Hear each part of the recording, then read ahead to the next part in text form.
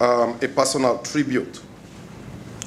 When Immanuel Kant died in 1804, Johann Gottfried Herder, who had attended Kant's lectures as a youth, but who later grew critical of his philosophy in later years, said this about the Prussian philosopher: "I have enjoyed the good company of knowing a philosopher who was my teacher.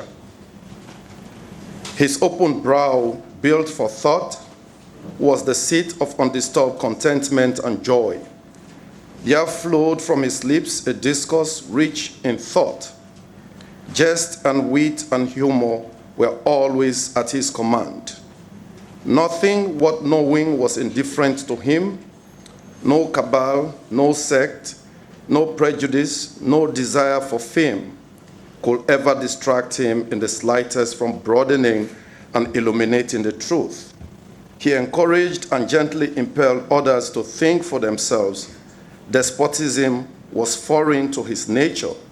This man, whom I name with the utmost thankfulness and reverence, is Immanuel Kant." What Herder said about Kant, I will say about Valentin Mudimbe, a philosopher I had the good fortune of knowing and to call my friend.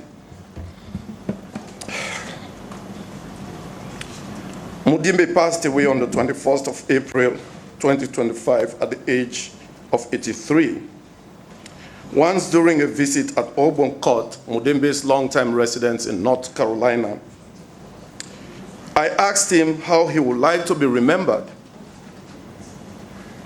Surprised by the question, he responded, "But I am just a teacher."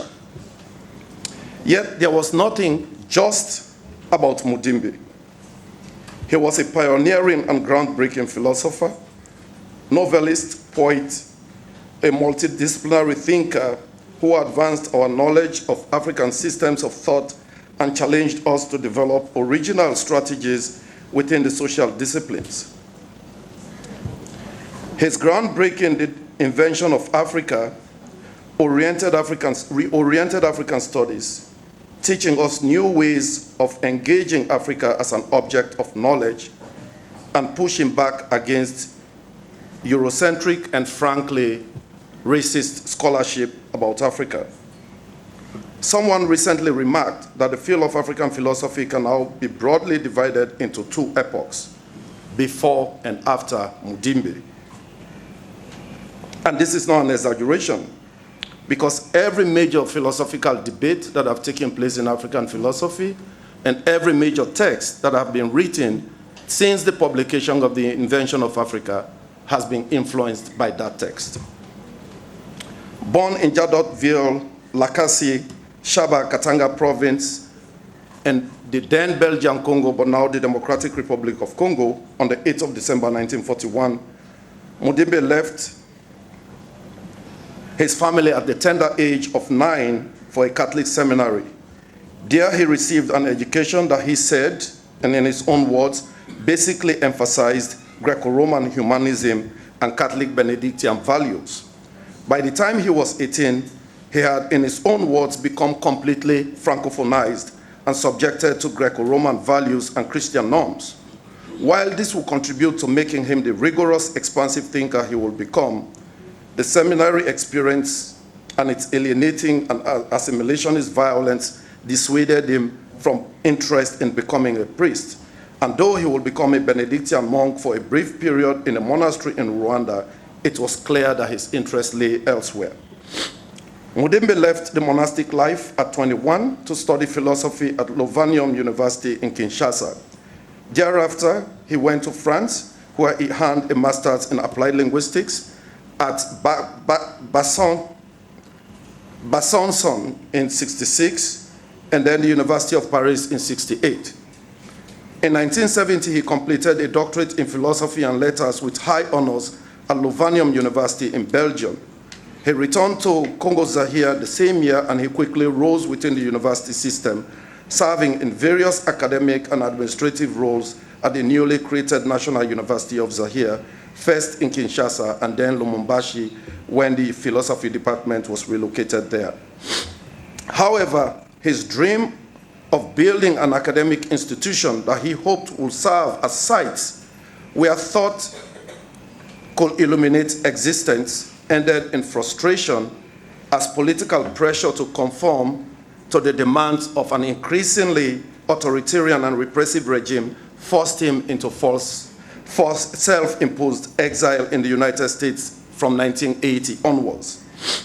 On this self-imposed exile, he told Gaurav Desai in 1991, "I chose to leave Zaire in 1980 when Mr. Mobutu decided to have me as a member of a central committee in charge of, I guess, ideology and things like that, which I think cabinet status.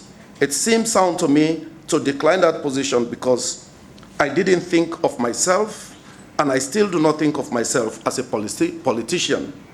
My job is to be a teacher, and I have done this. I have done it resisting all invitations to be involved in politics." In the United States, he immediately established himself as the leading African scholar and one of the 20th century's greatest thinkers. He held teaching positions at Haverford College, 1980 to 88, Duke University, 1988 to 94, Stanford University, 1995 to 2000, before finally settling down at Duke University as Newman Ivy White Distinguished Professor of Literature in the Duke Literature Program in 2000 until his retirement in 2024. He mentored generations of scholars and shaped debates in post-colonial studies, French existentialism, phenomenology, structuralism, African mythical thought, and epistemologies. Mudimbe was the recipient of many honors. He was awarded honorary doctorate from the University of Paris 7 Diderot, the Catholic University of Leuven in Belgium, Laval University in Canada, and the University of Lumumbashi, which now houses his personal library, the Bibliothèque Mudimbe. He also was awarded the Haskovit Award from the African Studies Association in 1989 for the invention of Africa. Though rooted in philosophy, Mudimbe's work defies classification. His distinctive and erudite critical project contributed to various bodies of knowledge in disciplinary fields such as philosophy, anthropology, theology, post-colonial studies, decolonial theory, literary criticism, cultural studies, prose fiction, and African studies more broadly. His philosophical writings, poetry, novels, and scholarly essays consistently challenge the structures that shape understanding of African cultures, identities, societies, and history. He once told Gaurav Desai that he was, in quote, "the product of my time and my space and my conscience," or if you like, my consciousness. And then he further went on to say, "Sometimes I might introduce myself as a teacher, at other times as an African scholar. In other circumstances, I may be introduced as someone who is interested, let's say, in phenomenology or the history of ideas. When we define ourselves, thanks to the expectations we believe others have of us, we are limiting and we are simplifying the complex beings that we are." Mudimbe has variously been described as a polymath, a polyphonic thinker, a multidisciplinary thinker, a walking bibliothèque. This is why when he died in my post, I said, a library has been brought down. He was the most, personally to me, he was my teacher, a friend, and an intellectual father.